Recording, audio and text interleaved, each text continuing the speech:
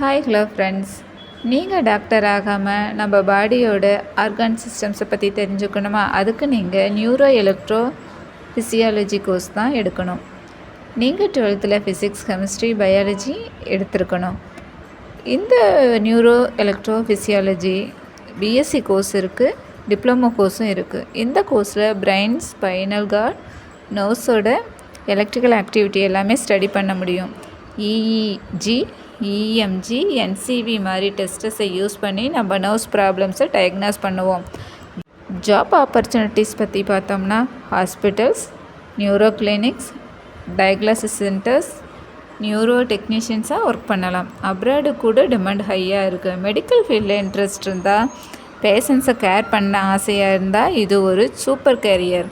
உங்களுக்கு இந்த வீடியோ யூஸ்ஃபுல்லாக இருக்குன்னு நினைக்கிறேன்.